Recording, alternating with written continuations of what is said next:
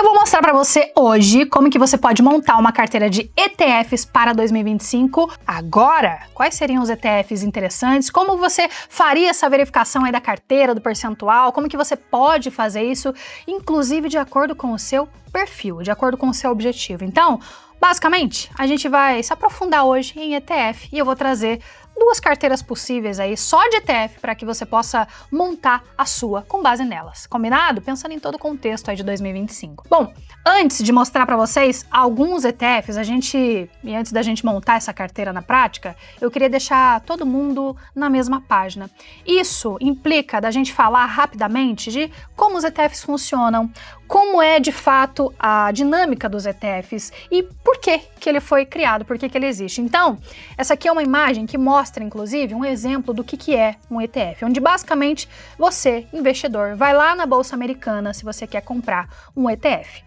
E aí, você compra uma participação, uma cota dele, que é como se fosse um fundo de investimento mesmo. Então, vai ter vários investidores nesse mesmo fundo, cada um vai comprando ali um pouquinho, uma cota ali daquele fundo, o seu dinheiro vai entrar naquele fundo em si, junto com o dinheiro das outras pessoas, e esse ETF vai pegar esse dinheiro de vocês e comprar os ativos na Bolsa Americana. Então, ele vai comprando ali vários ativos entre stocks, REITs, entre outros ativos que ele julga interessante, ele, no caso, o gestor, e é como se fosse uma cesta, onde ele vai colocar Apple, vai colocar Amazon, vai colocar Nvidia, vai colocar Google, diversos ativos.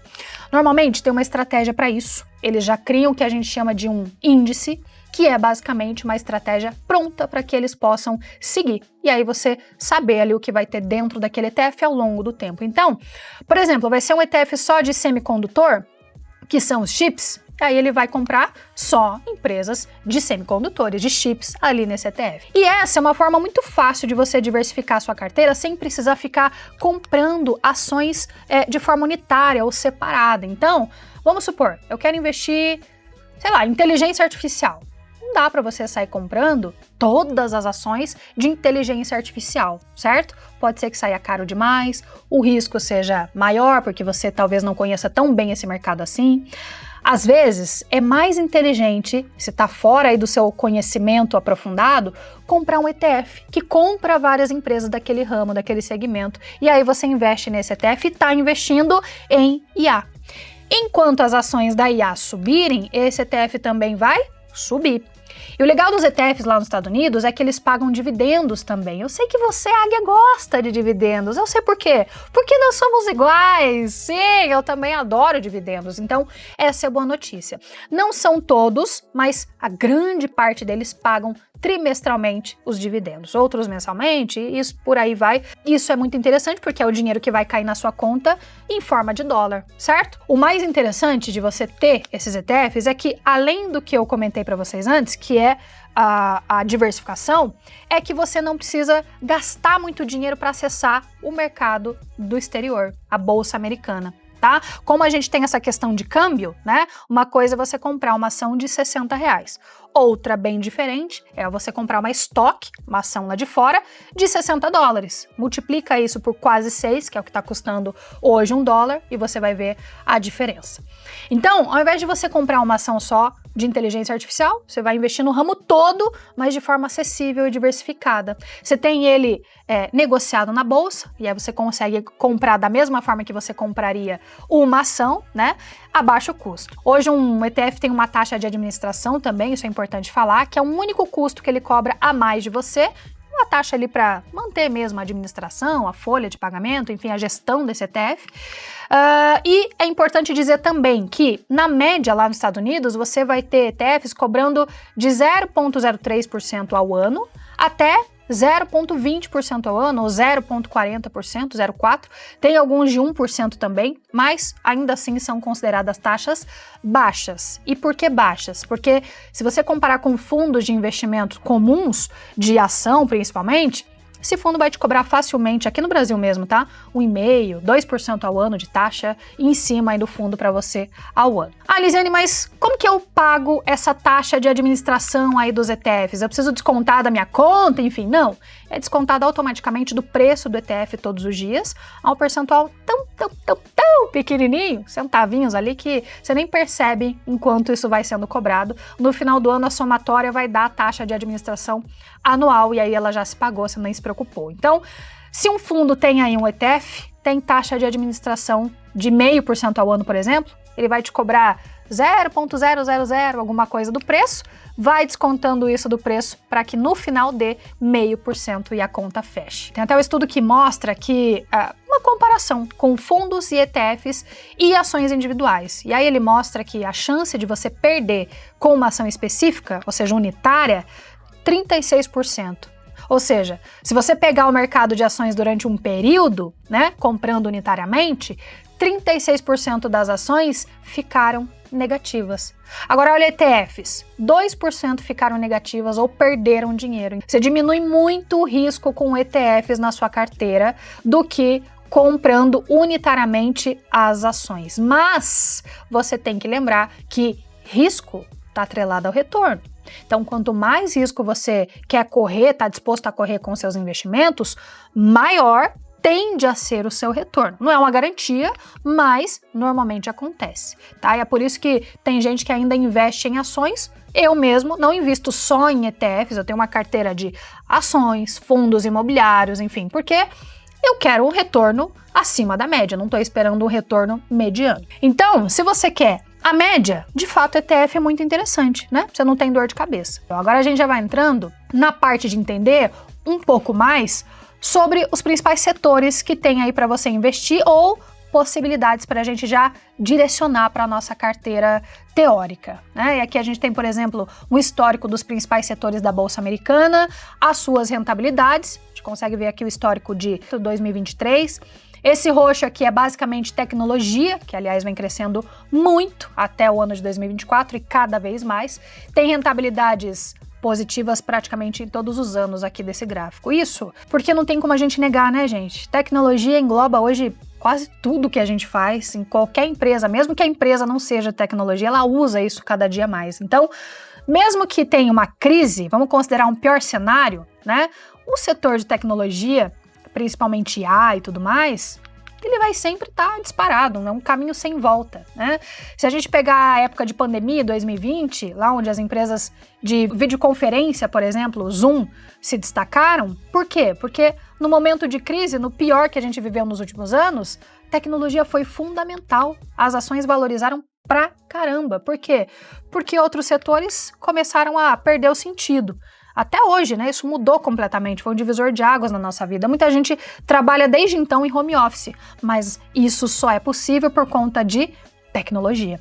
Até o próprio PayPal, por exemplo, valorizou muito essa época, porque todo mundo estava utilizando pagamento online, comprando online. Então, esse é um tipo de setor que eu jamais deixaria de fora, falando para vocês aqui de ETF, tá? A gente tem aqui também o setor de saúde, que é interessante, e setor financeiro também. A gente vê muito consumo também, e é legal pensar em ter um ETF desse segmento na carteira. Você pode ter através do próprio S&P, que é o SP 500, lá da Bolsa Americana, ou do Nasdaq 100, que são as 100 maiores empresas aí de tecnologia. Enfim, existem várias formas, mas tem realmente ETFs que não dá para deixar de fora, tá? Vamos lá, o que a gente vê que aconteceu em 2024 foi, basicamente, tecnologia arrebentando aqui de valorizar e basicamente serviços e consumo também trazendo essa grande valorização.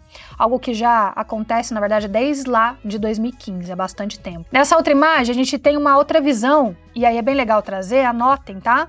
Esses ETFs aqui para vocês estudarem também. Eu sempre vou dizer isso, viu? Para você ir atrás da informação.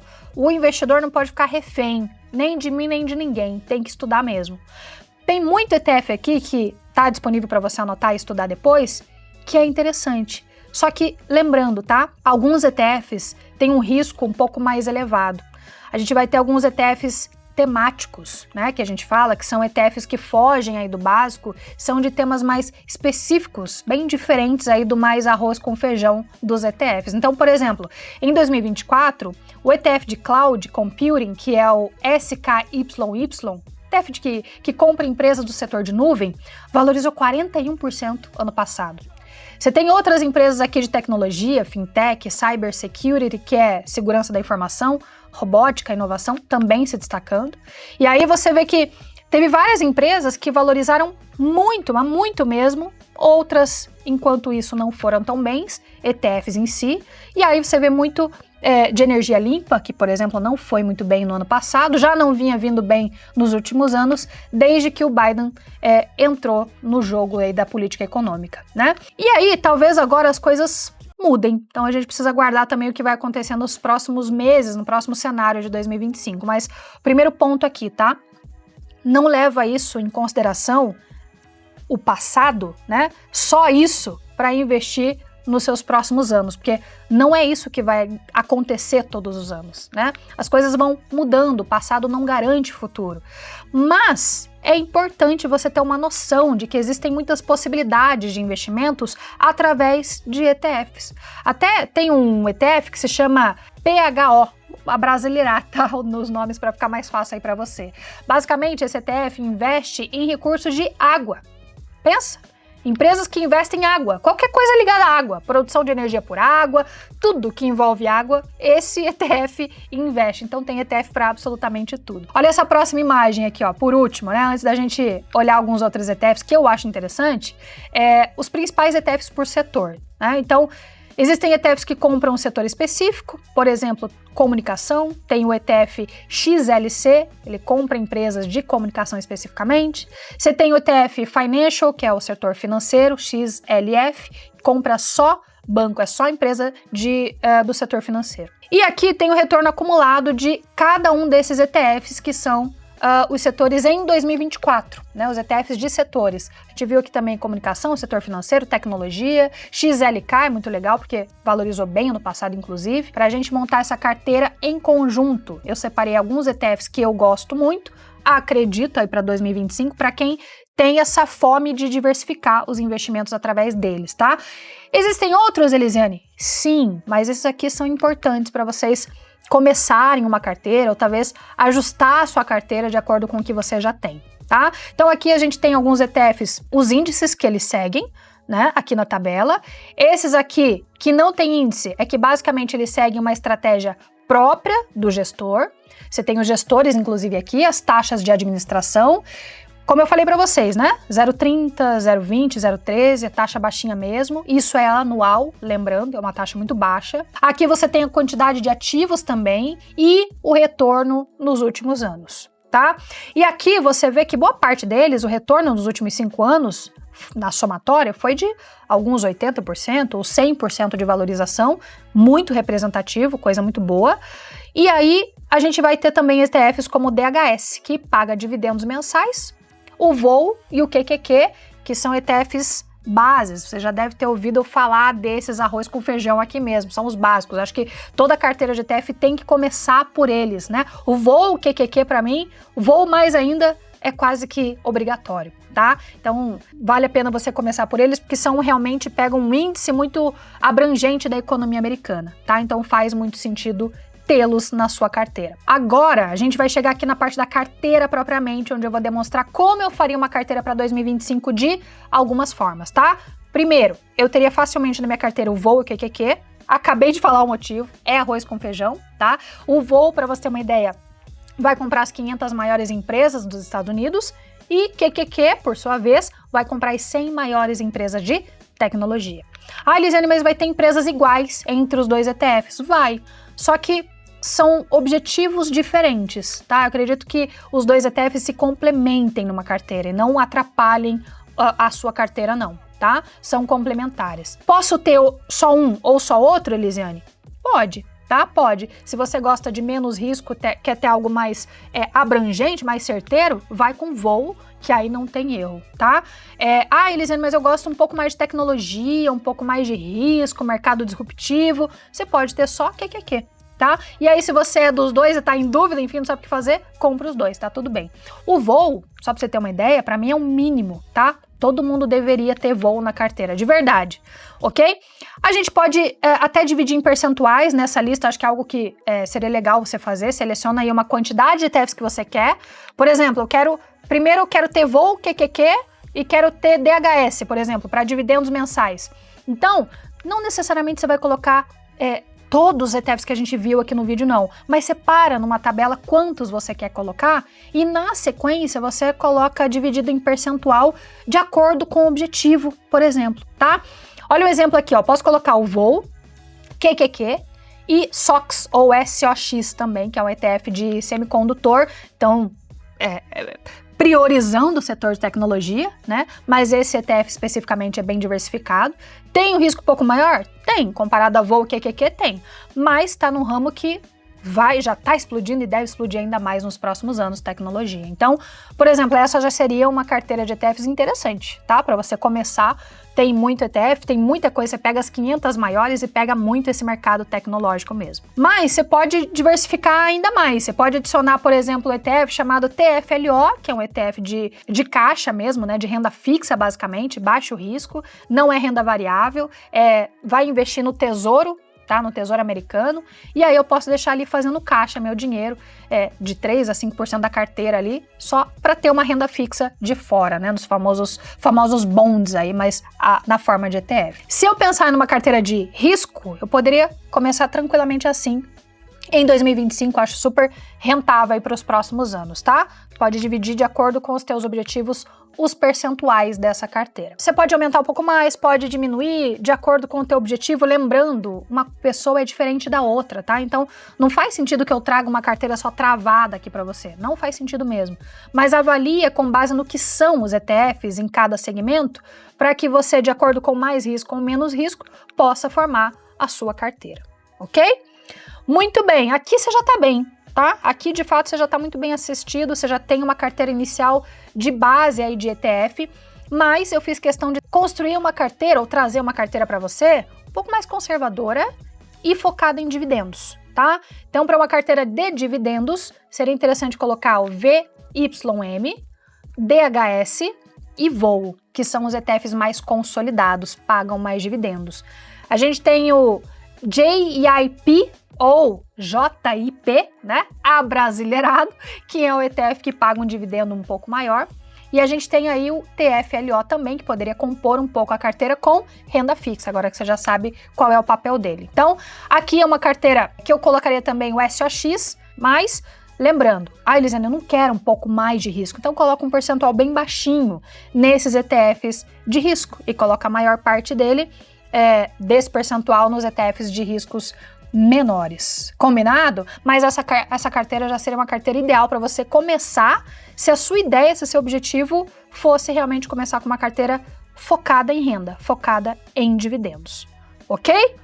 Muito bem, muito bem. Você pode perceber que nas duas carteiras eu gosto bastante do VOO, gosto bastante de ETF de base mesmo, do arroz com feijão, porque esse para mim é o grande papel dos ETFs, de fato, tá? É cumprir um papel de te fazer diversificar com segurança, com pouco dinheiro de entrada, né? Porque cada cota vai custar menos do que muita ação que você tem, muito estoque lá da Bolsa Americana. Então, faz muito sentido. Elisiane, é isso que vai render em 2025? Gente, tem muitos, centenas de ETFs que estão disponíveis, tá? De fato, centenas que estão disponíveis. Eu vou deixar um site aqui, inclusive, que vai te mostrar todos os ETFs que você tem no mundo para você consultar. Aqui eu trouxe pouco mais do que o básico, um pouco mais do que o arroz com feijão, a gente foi um pouco além hoje. E trouxemos também presente, Elisiane. Tem presente para quem assistiu esse vídeo até o final? Merece, merece. É o seguinte, se você tá com a ideia de poupar em dólar, guardar dinheiro em dólar, internacionalizar o patrimônio, que coisa chique de se fazer, né? Mais chique ainda é fazer através da conta internacional da Nômade, através do meu código de convidado, Elisiane40. Ó, Nômade não tem taxa de abertura e é uma forma de você começar a dolarizar o seu patrimônio, de repente até poupar para a próxima viagem. Aliás, enquanto gravo este vídeo, o dólar tá lá embaixo, viu? Janela de oportunidade. Combinado? E aí você tem um presente de cashback, até $40 na primeira transferência de real para dólar. Combinado? Mas ó, tem que usar meu código, Elisiane40, para te dar direito. Eu vou deixar na descrição aí também, você pode baixar o app da Nômade e colocar meu código. Combinado, Águia? Muito bem, o voo foi mais alto hoje, foi ou não foi? Comenta aqui pra mim se você gostou, já se inscreve no canal, compartilha esse vídeo com quem você acha que também merece enriquecer com você. Até o próximo vídeo, ou melhor, até o próximo voo, Águia.